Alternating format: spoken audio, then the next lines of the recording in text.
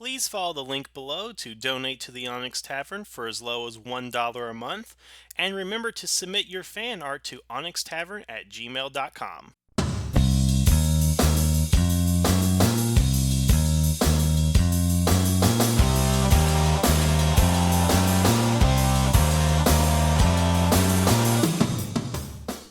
Greetings and konnichiwa, and welcome to the Onyx Tavern. I'm your host, Rick the Barkeep, bringing you episode 213 here at the Tavern, where tonight we're going to be talking about the good things to come out of the Disney era. Because as I said in a previous video, I felt that the first Saban era, was far superior than the Disney era of the show. And just to clarify, yes, I thought everything from Mighty Morphin Season 1 to Wild Force was better than everything from Ninja Storm to RPM. That's my opinion, and that's what I'm going with. Now, a lot of that, as I said before, had to do with nostalgia, had to do with the changeovers that they made, changing location, the types of actors they were hiring, just a number of things about Disney that I didn't particularly like. That, again, I thought Saban did well, particularly towards the end of their run. And the thing is, too, is with Disney, and I talked about this in my Disney Sucks video, is that Disney had every opportunity to make Power Rangers great, to do some great things with them. But they always fell flat, they always came short, they didn't put enough money into the budget, they didn't hire the right people, they made a lot of boneheaded moves. Again, we have the Marvel Studios and we have everything that they've done, with Disney up to this point. I mean, again, Infinity War, Disney. I would not be a bit surprised if now we're going to have a Wakanda adventure exhibit at the Animal Kingdom here in the next couple of years. I mean, they have their superheroes, they have their stable, they know what they're going to do with them. But they had Power Rangers before they had Marvel, and they just it's not that they couldn't make it work, they chose not to make it work. I believe it was an active decision. And again, talking to people that I know who worked in Disney at that time, that's the vibe that I get with it. But again, I've been all over this before. If you want to hear it, go check out my Disney Sucks video. You'll have an idea of exactly, how bitter I am, how upset that I am that they just couldn't make Power Rangers work, and they killed it with RPM, and then after they killed it, they rubbing salt in the wound with the with the revisioned version of Power Rangers, and that's the nicest way to say it. But it's not to say that everything in the Disney era was horrible. Far from it. The thing about the Disney era that I say, and here, this is what I'm going to have our conversation be tonight, is what Disney actually did great about it is they set up good backstories and histories for each of these seasons that, frankly, I thought they were more interesting, and I would have liked to have known more about them rather than what we've got. So, what I'm going to go over with you guys tonight is about 5 or 6 different histories and backstories and stories that I would have liked to have seen told instead of the season that we actually got. Now, yes, I understand that each of the seasons has to be about the Power Rangers. That's the the name of the show, of course. But it says something when your backstories, your side characters, and everything that leads up to that first episode is actually more interesting and engaging and leaves you with wanting to know more about it than the actual Rangers that we got. And let's go ahead and start with that first Disney season. Let's talk about Ninja Storm. And Ninja Storm, to me, coming off Wild Force, was a bit of a disappointment. It was really confusing for a number of reasons. And as we've discussed before, they did try to distance themselves from the Saban era, where Disney really did want every season to be out of continuity, to be within its own continuity. And of course, that's one of the big issues of Ninja Storm, is it trying to distance itself. But of course, it's all part of continuity now. But to Ninja Storm's credit, I believe that the best episode of Ninja Storm, possibly in the top 10 of all of Power Rangers, is The Samurai's Journey Part 2. Now, if you don't recall, that is the episode where Cam goes back in time, meets his mother, father, and Uncle Lothar at the Wind Ninja Academy decades before he was born in order to get the Green Samurai amulet to become the Green Samurai Ranger in the present. And of course, that episode is great for a number of reasons. One, because it takes very little Sentai footage, it's a totally original plot. It all takes place in the past, and it's really kind of separate from everything else. I mean, really, you don't need to watch part one to get the gist of what's going on. The episode really stands on its own, and of course, part three is just kind of a throwaway anyway. It's a very good episode. Again, one of my favorites of the entire series, and I do think it is the best episode of Ninja Storm. But I find that the relationships between Kanoi, Kia, and Miko could have made a much better series than you got with Ninja Storm. I mean, look at it. One of the things that we get, one of the things that subverts our expectations is that, we have Sensei. And of course, Sensei is a guinea pig in the show, but the idea is that he is this wise and powerful Sensei. He's this leader. He's got all this experience. He's been around. He knows what he's doing. He's not fallible in the same way that the other leaders in Power Rangers may be in, like Shayla. Or even Zordon for that matter, but he has a confidence to him, and for him to be reduced into a guinea pig, it kind of undermines it in a way. But in another way, it's also like the classic Yoda archetype, where it's this small, strange creature on the roadside that's actually a very powerful being, powerful wizard, and whatnot. So, of course, that's the vibe we get with him.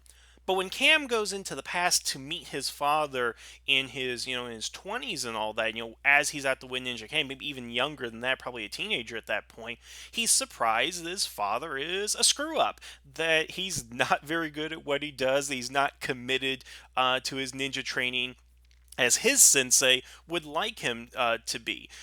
And of course, we don't really get to know that character that well. I mean, again, a severe expectations that this wise and powerful master was at one time a dumb kid, not unlike our three Ranger characters. But we never get to actually see him go from that dumb kid Kanoi into becoming, the sensei. We don't see that story there. And of course, then his brother Kia, who is his twin brother, who is interested in the dark arts, that takes up the name Lothor based off an evil demon creature in the past. And then he's shot out into space for trying to steal the amulet and amasses an army in space. That's a story right there I'd like to go ahead and hear. What is about Kanoi and Kia? How did they first come to the Wind Ninja Academy in the first place? When did they split off as brothers? Why did Kia start learning the dark arts and dark magic? And of course, once he's actually shot into outer space, which I think is the oddest punishment that the Wind Ninja Academy could give, of course, how does he go from having nothing, literally the clothes on his back, to coming back decades later in a massive spaceship with an army at his command? How does he do that? We don't get an explanation at all. And of course, Miko, who I think is the best female character in the series, yes, I don't like Tori. I've made that quite clear. She is pretty bland, not that interesting. Miko, on the other hand, she is interesting. She has a backstory that's not well developed, of course, but there's a lot you can glean from it. She's the first female student here. She actually is trained as a samurai, which is completely different from a ninja.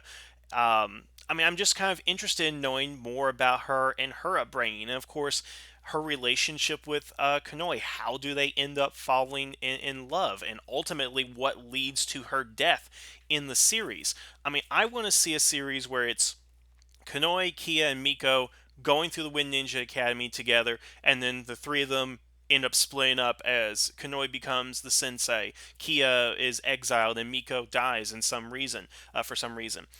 That is an interesting story. That's something I want to go ahead and hear, and to have these unanswered questions. Particularly, who is Mara and Capri's parents exactly, since Cam is their cousin and Lothor is not their father? Where did they come from? That's one thing. But also things like the Wind Ninja Academy, like obviously the Wind Ninja Academy had to have its origins in Japan, in that it is, everything about it is Japanese, obviously. But then by the time we get to Kanoi, and when he's going to the school with his brother, their sensei is black. And the school is likely in the United States. Actually, I believe it is in the United States, as is later confirmed in Dino Thunder. So how does a ninja academy end up getting transplanted to California, and of course losing a lot of the Japanese identity? Because by the time Shane Dustin and Tori show up, I think the only Japanese person in that entire school is is the sensei, and of course Cam. How does that happen? How did this go from ancient ninjas in the mountains into modernity? What does that mean for their identity, their mission, and all this stuff? I think if you had done a series in the past, or heck, there's no rule you had to do Shane, Dustin, and Tori as the Rangers. Wouldn't it have been great if Konoe, Kia, and Miko, they were our three Rangers in the series? If that was our story, where by the end, the Yellow Ranger, because I believe, Kia had the Earth powers, that's what he was studying, he gets exiled into space, and that's the end of the Ranger team. I mean, just imagine that as an entire series as opposed to what we got. Again, what's the status quo shakeup that we get within the series? With Ninja Storm, again, the first episode is the Academy is attacked by Lothor, the ninjas are gone, there are only three left, and they have to become Power Rangers. What if you had a similar story, but you did with these three far more interesting characters that have something to them? I just would love to see a series that would explore the Wind Ninja Academy, its origins, and this trinity of characters. I just think that would have been far better than what we actually got with Ninja Storm itself, which is, again, it has its good elements. Again, it has a great episode, but that one episode could have been a great series and could have been better than the Ninja Storm itself. There's nothing particular about Dino Thunder that I really would want to go back into, as far as having more interesting backstory, simply because, I mean, it's a retelling of Teenagers with Attitude, and of course, to me, it's just old, it's overdone, and even at that point, I was not interested in kind of visiting that particular dynamic. But one thing we never did get in this series is the relationship between Tommy and Smitty. Now, I'm not saying this would have made a series onto itself, but it would have been far more interesting to actually find out the backstory between these two characters. Now, I will state this. The original plan for Dino Thunder was to have Catherine Sutherland come in to play as Kat, and she would have played the Zeltrax role. And of course, I believe in Abba Ranger, it is a female character that dons the cursed armor. I have not seen Abba Ranger, but I get the gist of it. Although, because she was pregnant and complications, she couldn't go ahead and do that. I heard a rumor that it was supposed to be Jason at some point, that they were going to get Austin St. John to be in a couple of episodes, that it was actually him in the armor, not Smitty. There's no confirmation on that. It's just something I had always heard. But the point of these rumors, and of course what was originally supposed to be done with Kat Sutherland, was the idea that it would be a personal relationship, a personal bow between Tommy and somebody that he had known. Again, we take a look at Kat, it would have been, if they had gone with Kat, it would have been the love relationship that they had with one another, because I don't care what you guys say, as far as we know, it is canon that they get married in the future.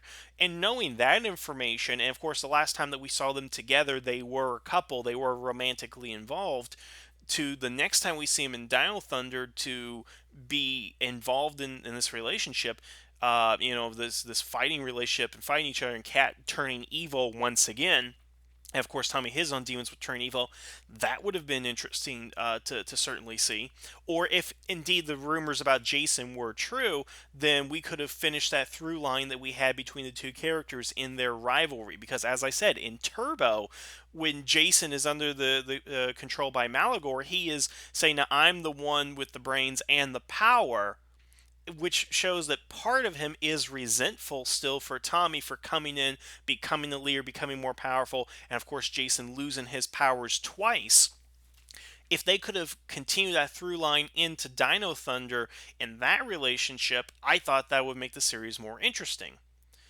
But what we got with Smitty is that, he's, the friends with Tommy or rivals with Tommy, and he blames Tommy for him being, the Zeltrax that he is today. But the thing that always kind of bothered me with that is that outside of a photograph, we never met Smitty. There was no. I don't think there was a single actor that actually played him. There was no lines of dialogue with him as Smitty. It's just that, oh, I hate Tommy Oliver. He did this to me. Now I'm going to go ahead and kill him. But what would have been more interesting than what we actually got in the series is the relationship between Smitty and Tommy, how they fell apart. Heck, how Mesogog came to rise in his power. That would have been an interesting story to know as well. I mean, for what we got, Down Thunder is it's not my favorite series. It does have one of the worst episodes of the series in it. I'm sure, based on what you know of me, you can figure that one out. Um, but just briefly, hey, that could have been a better backstory or something more interesting that I think they could have done. That I would like to have seen if again they couldn't get Austin St. John or Kat to do the role. Just knowing more about Tommy's past, how he got into paleontology, why he really kind of dropped martial arts and auto racing, and how one of the most famous Power Rangers ends up being a high school teacher. Fun fact, I mean, this is kind of like parallel to, I guess, Tony Danza's story, because did you guys know Tony Danza is a science teacher in a Philadelphia high school? I guess Tony Danza is the real world equivalent of Tommy Oliver in that regard, so go figure. Okay, SPD. I have some issues with SPD. We've talked about them before.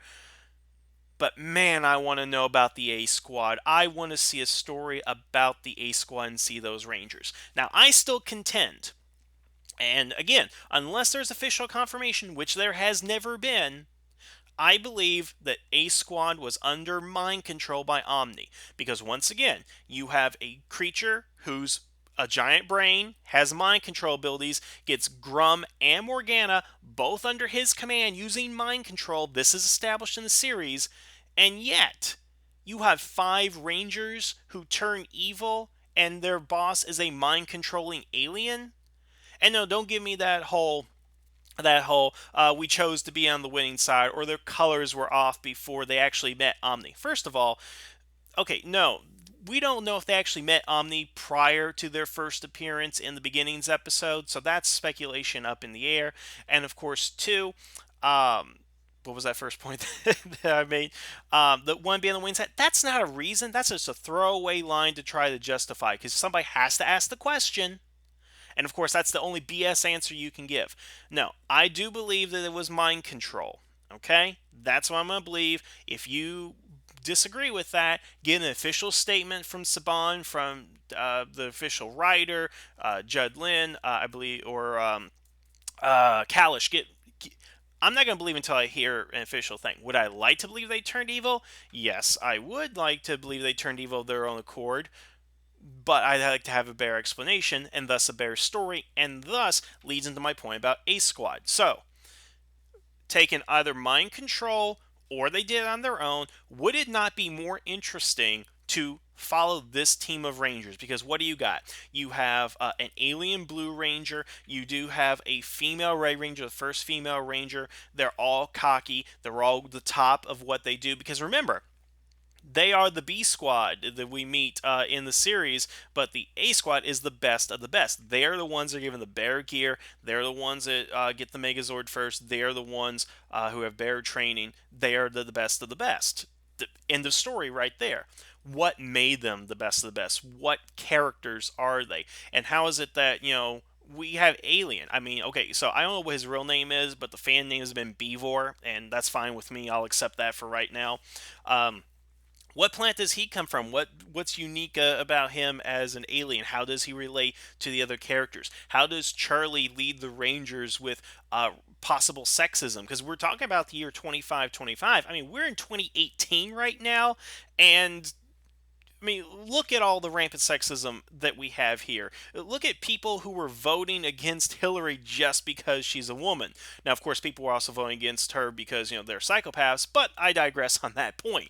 My point is, 2025, there's still sexism going on in the Power Rangers universe, I am sure. So how does she deal with that being the leader? How do other people around her deal with being the leader? Because remember, what did Doggy first? I hate to call him that. What did Anubis? Ugh, slip of the tongue. What did Anubis originally say to Sky in the first episode? Would you follow Sid if she was the leader? And basically, Sky's answer was like, she's a girl. And of course, the shock is, hey, the Red Ranger of A Squad is a girl and all that. So it's obviously within there. There is sexism, there is racism, there is technophobia going on because we know that with Sophie later in the series. There are all these flaws that are in SPD and still within humans, even that far into the near future, basically. Or again, 20 years at the point SPD originally came. I mean, can you believe that? I mean, we're only a few years off to 2025 actually being, a real year. Um, But the thing is that I want to know how Charlie dealt with it. Was there backlash with her being chosen as the Red Ranger? And remember, this isn't chosen by destiny or accidents or giant heads in a tube. This is a legit sponsored paramilitary organization stationed on Earth with with a universal command base somewhere out in space ran by a giant bird. There's going to be some hurt feelings somewhere that she became the Red Ranger. Let's also not forget that there might be other Rangers out there. That the A Squad is probably not the only team of Rangers. B Squad certainly was not the only team of Rangers. And I'd like to know what else was going on there. I just honestly, from the very little we know from the A Squad, they just seem to be more interesting and better characters than the B Squad. They don't look like they're brought together by destiny or anything special. They don't seem to be spoiled brats or genetically manipulated. They just seem to be people who are good at what they do. That they are the best. And if it's mind control, I'd like to see the fallout of that. What happens when Omni is defeated? Does the mind control wear off? Does it change? Do they get to appeal in court? What happens to those characters? And if it isn't mind control, if they did turn evil, again, still, what is the fallout? Do they, how long do they go to prison? What's the prison in the cards actually like? Do they reform at some point? Will they eventually rejoin the ranks of honored and respected Power Rangers? I mean, there are so many questions about how they became the A Squad, how they interact with each other, and the fallout of either my mind control belief, or the belief others have that they actually turned against them. I mean, what do you offer these people? I mean, heck, Kingpin was going to make Rhino the Duke of New Jersey for taking over the world, and that was enough for Rhino.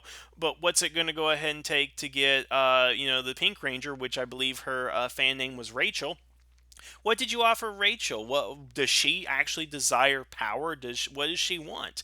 Is it love? Is it money? Is it power? Tell me. I'd certainly like to go ahead. No. What about Charlie? We don't. I mean, again, she speaks, but do we really know her other than her arrogance and her strong attitude? We really don't. I wish we knew more about them, because I didn't like the B Squad. I didn't like the characters. I didn't like Cat, I'll tell you that too. I just think that there was more potential to be mined out of the A Squad, who did seem to be a little bit rougher, tougher, and better than the B Squad. And yes, the B Squad eventually overcame it, because of course it was the arrogance, it was the A Squad's downfall. But man, wouldn't that have been a better series to have gone ahead and follow? Mystic Force, as stated by Linkara in his video, the series does have a lot of backstory, explains a lot of it, has this bigger mythos around it, and the Rangers are a small part. Essentially, the Rangers are the fallout. They are the last Jedi in this equation, in the series of events. That they are basically inheriting the legacy of others as they are dying off, being turned evil, so forth, and all that. And Mystic Force was good. I liked it. Haven't seen Magi Ranger yet, so I don't know. I don't know about the comparison of the two. But the thing is, that backstory and that mythology that they did build for Mystic Force, that does seem like something that I would like to go ahead and see. That I'd like to know more about this great war that they had, the relation between Liambo and Udana and Solaris Knight. I'd like to know exactly what happened with all those people. And then of course there's Kalendor. And the thing about Kalendor is that he becomes imperious. He falls to the dark side. He is tempted. He goes from being one of the great heroes to betraying everybody and ruins everything. I mean, it is because of him. He is the Anakin Skywalker. He is the Lucifer in Paradise Lost here.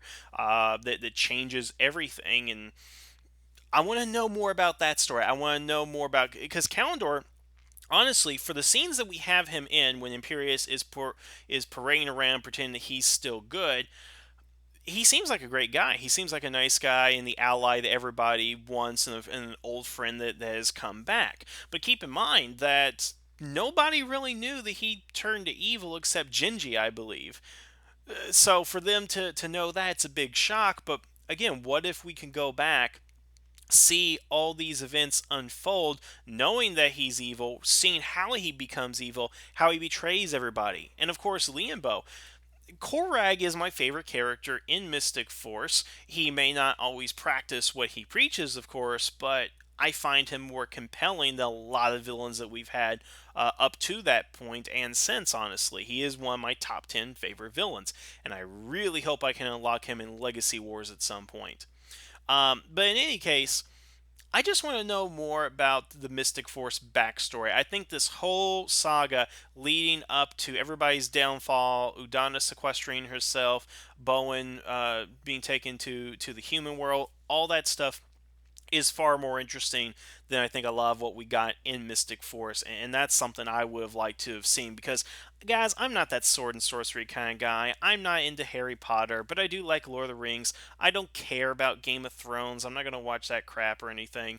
But to watch like a swords and sorcery thing about the origins of Mystic Force, that could be, much more interesting. Especially since we don't get to learn much about the inhabitants of this mystic realm, or even the five warriors that eventually, their powers are lost and given to the new Rangers to become the new warriors, but as Power Rangers.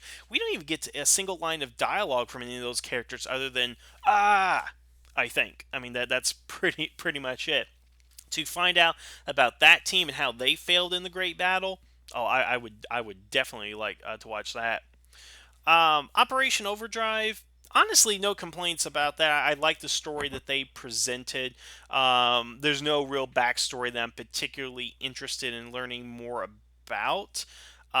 Maybe other than maybe Flurious and Moltor when they were, humans. What were they like before they were transformed into monsters? Because heck, even when we see their origin story in the quick flashback, they got their faces covered. So, I mean, how much of their personality is like actually on them being monsters in prison for so long, and how much of their backstory, their personality is based on, how they actually grew up and how they were raised together. I mean, that would be interesting. I don't know what you can really do with it, but again, Operation Overdrive was fine with me, and a lot of that's the thing about Operation Overdrive as compared to these other series. Is a lot of the stuff leading up to the series was interesting. Operation Overdrive, all the interesting stuff happened within those episodes. So there isn't too much backstory, a lot of mythos, because that's something you get a lot about the tech seasons, and the Earth-based ones are not mystical in any way. Is that a lot of the this interesting stuff is starting to happen now. That there wasn't a lot of build up. When you get the mythological stuff, there is that history, backstory, origin of all the stuff. But when you create new technologies, you are the backstory. You are beginning, those new pages, those new chapters. Jungle Fury. Two things I certainly would love to have seen in that. One was the Beast Wars, because it's interesting that we have a war that has three different factions in it. Obviously, not like the Battle of Five Armies, but you have one that's led by the Phantom Beast and one that's led by Daishi, both that are against humanity in this war, and those two factions even fight against each other. I'm just kind of curious how this Beast War was fought. Was it fought just by the Order of the Claw, or was it fought with, animal spirits, or the actual animals of the earth? Or the Wild Zords or the Galacta Beast involved with it? Because I believe they fall within the same similar timeline. I'll have to double check the exact numbers, but I believe that the Wild Zords and other spirits were on Earth at this particular time. But in any case, could you guys just imagine a whole war of humans fighting alongside animals against other animals? I mean, it's kind of like Chronicles of Narnia in a way. That's the thing I kind of like about Chronicles of Narnia, at least in the film version, is that you get, centaurs and minotaurs and humans and mice and beavers all fighting against orcs and other monsters. I mean, that's a cool image, and I can just imagine the Beast Wars is similar, that you have these humans with an army of animals or against animals or however it is, because I have no idea what the factions were and exactly how it played out because we don't get much information on it.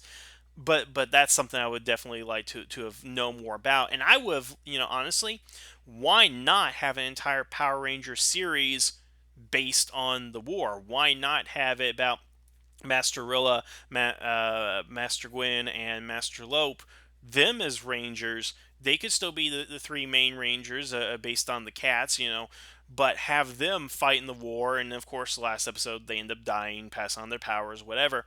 That could be the basis of your series. It could be a modern day Beast Wars, or it could be a period piece. Either way, I would have liked to have seen that more than watching Theo try to flirt with Lily, you know? And to that as well, the Jungle Masters. Oh my goodness, Master Fant, Master Swoop, and Master Finn. I just want to know more about these guys because, all right, I've softened a little bit in my opinion of Casey. I always liked RJ and I always liked Dom. I really hated Theo and I hated Lily. I could not get into them at all. Especially Casey at the beginning, he was just bad. I mean, honestly, he was redeemed a little bit in Super Mega Force, which I know sounds horrible, but yeah, I kind of, I didn't hate him as much when he came back, but man, I just didn't like any of our three main Rangers when that series first came out. But man, these Jungle Masters, I would have loved to have watched a series about them. I would have liked to have seen how Master Fant became secluded. What about Master Swoop? Now, I don't think the series ever indicated if he was blind at one point. I mean, if he was, excuse me, if he was blind at birth or if he went through that way from an accident. Real quick, Daredevil, in that first season, the conversation between Stick and Matt, when Matt was a kid, it's like, hey, at least you had your sight before you lost it. I was born this way. And of course, each character is different in their attitudes towards the world because of that fact of when they were blinded. Not to say disability makes their character or anything, but I'm just saying that, Master Swoop, was he born blind? Was it something he had to overcome his whole life? Or was he able to see in some horrific accident or self-sacrifice or something that caused him to lose his vision? I'm very curious to know, and depending on what story you want to tell, we can have a different interpretation of the character or more respect for the character. I'm not sure how you would go ahead and look at it that way, but again, I would have liked to have known more about him. And of course, Master Finn can be kind of a jerk sometimes, but I do like his relationship with RJ. But he is kind of a badass character. And I would have liked to have seen more of him. I'd like to have seen a series with these characters. What's so annoying about the Disney era, and we kind of get this in the Neo Saban era, is that the secondary characters, the older mentor figures, or the characters who've already been through their hero's journey, are more interesting than our characters. Now, I'm sure if it was reversed and if we had, Lily come in and she was, a seasoned vet and already been through her journey and stuff, she would have been more interesting. I guess the thing is that you have to look at between static and dynamic characters because, of course, our characters are dynamic. They do change from the first to the last episode. Frankly, the journey is not interesting to get there, but the characters are already fully formed that are stacked throughout the series that do learn little lessons because Master Fan obviously changes within his first episode as Lily does help him open up.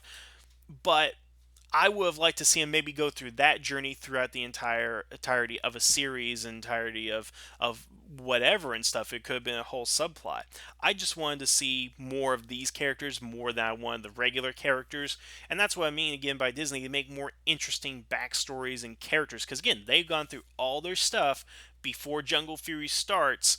And only little things here because I don't think Swoop changes at all. Fant changes a little bit, and Finn learns to appreciate RJ a little bit more. But other than that, I wanted to see these guys. Screw the three main rangers. Let's get the jungle masters. Let's or the posh sway masters. Let's get these guys.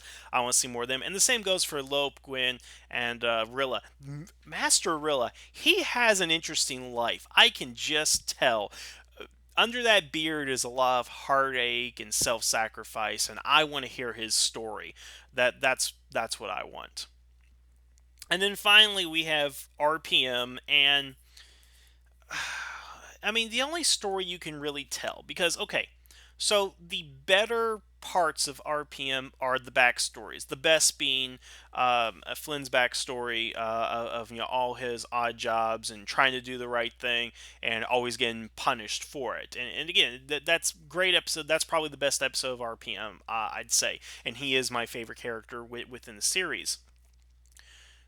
But I think the more interesting story, other than how the Rangers defeated Venjix, is more or less the build up to that. Now, again, as I stated, RPM was trying to ape off the Terminator franchise. And say what you will about the franchise. I mean, obviously the first two movies are great. Once it gets to the third, then we kind of go downhill here.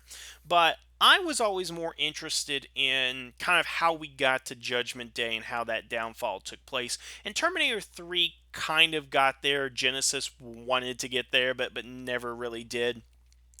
And I really wanted to see like the downfall part. I wanted to see Venjix take over. I wanted to see how humanity responds to that outside of the dome city of Cornith. Now again, we get that when we start seeing people get into the dome and are abandoned, but it's kind of odd because like Summer's story, for example, she's in her mansion, she's having her birthday party, Venjix starts attacking, and then the next thing we know, they're walking in the desert. And I'm just trying to figure out the logic of that.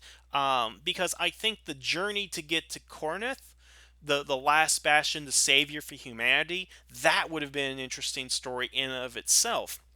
Because let's assume for the moment that Cornith is the only last human civilization, that all the humans have been exterminated or have been taken over by Venjix. And let's further go to the conclusion that Corinth is located in Boston, or it is Boston. Now, I simply bring that information up because somebody had told me once that the coordinates that it gives in the series align latitude, longitude wise with the city of Boston.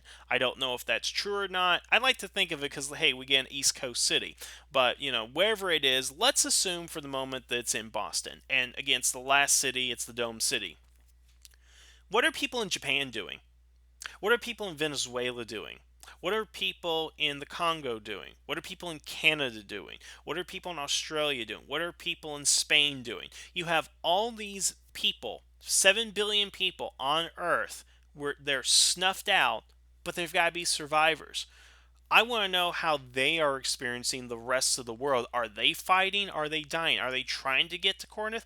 I mean, if you're in Kyoto and the world's coming to an end, how the hell are you going to get all the way from Kyoto to Corinth to survive? I'd like to know that particular story. I want to know that particular journey. And I just kind of wonder if maybe what would be interesting is a band of traveling rangers that are trying to get to Corinth. They're trying to get to the savior of humanity. That maybe, the war is all but won, but they need to travel and get there to preserve themselves from the fallout and the radioactive wasteland. I don't know. I mean, there just seems to be more possibilities for stories outside of Corinth because, again, Corinth is one city, but the whole world is affected by Venjix. That's kind of something Power Rangers always seems to negate in their storytelling, is that they think so small.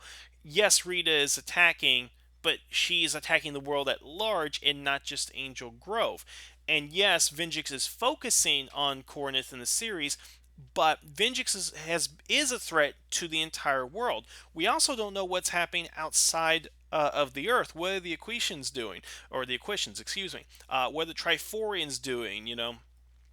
Now, this obviously takes place within a different timeline, but I'm willing to believe that there were other Power Rangers beforehand, and that there are equivalents to Tommy Oliver, Zordon, Repulsa, and so forth. So what's going on in the rest of the world? That to me seems like the more interesting story than how humanity is saved from one city. Far too easily, of course, I think, but there you go. And I am a little bit interested in the reconstruction efforts of humanity after RPM, but I certainly want to see kind of what happened immediately from the fallout, Vengeance attack, and everything else is going on. And I've said this before, but I just always kind of imagine that Cornith is the odd man out here because again, Corinth, it's sunshine and rainbows. And if you don't believe me on that, watch the episode Rain. That's exactly what it is. Sunshine, rainbows, kids playing in the park without care in the world. When on the other side of that dome, through maybe what is a quarter inch of steel and plastic, there is hell, basically. And I always kind of felt that they were living their own little reality, separate from the rest of what reality actually is. It's, oh, I don't know. It's kind of like being in a ratty apartment where every room is a drug dealer's den and everybody's getting shot and there are bugs and roaches everywhere. But you have one apartment that, the guy never comes out, but it's like clean, pristine, and it's like a five-star hotel in there, and he just doesn't realize what's going out. And somebody, finally comes to visit, and it's like, how the hell? This doesn't make any sense. This is completely separate from your surroundings. How do you live like this? And that's why I've always kind of hoped to see with RPM was somebody who survived the nuclear holocaust comes in and says, how do you live like this? This is a fantasy. This is not the real world. What is wrong with you people? Because I mean, again, I want to see that guy walk into the talent show portion show saying, what is this? What is this? You're trying to pick a Green Ranger based on his ventriloquism? I lost my arm and daughter back in this nuclear holocaust. What the hell is wrong with you people? But I digress. Okay, let's wrap it up. So, yes, Disney, the Disney era as a whole, had more interesting backstory elements and things that happened before we actually got to the first episode of each particular season that I believe were far more interesting than what the actual seasons were. Because again, I think an entire series based on Konoe, Kia, and Miko as the three Ninja Storm Rangers in the past is better than what we got with Shane, Dustin, and Tori in the present. That's just my opinion there. But I think when you all like to see how the A Squad became the A Squad, and more specifically how the A Squad fell? Would you like to have seen the world outside of Corinth? Would you have liked to have seen the backstory to Kalendor, how he became Imperious and Daggeron, and their friendship and relationship?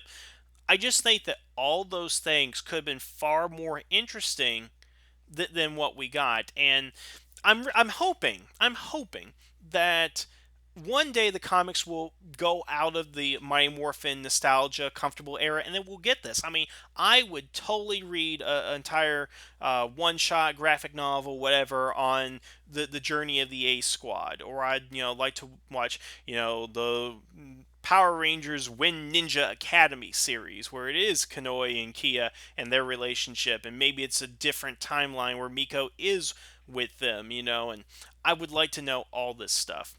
And so again, to Boom Studios, hey, you have a gold mine right here. Remember, not everything has to be Mighty Morphin. We can go back and tell these things. Heck, Journey of Young Master Fant, as a little sub series within the main. I don't know, a lot of ideas, a lot of interesting stuff that could have happened. It was not meant to be for whatever reason.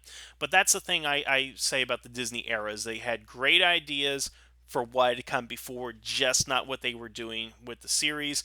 And because of that, that's why I like the Saban era better than Disney, because Disney era just did not live up to Saban era, because what happened in the season with Saban shows was far more interesting, a lot more engaging than what we actually got in Disney. And that's where I'm going to leave it right now. Again, check my Disney Sucks video. But these are, again, the stories I would have liked to have seen, things I would have liked to have happened. And that's it. What do you guys think? What do you think about the Disney era in terms of backstories? What type of shows would you have liked to see? What kinds of backstories would you see more fleshed out, either in comics, film, TV, whatever? Tell me, let me know, leave your comments below. Otherwise, I want to thank you guys for listening. Have a good evening, and the tavern is now closed.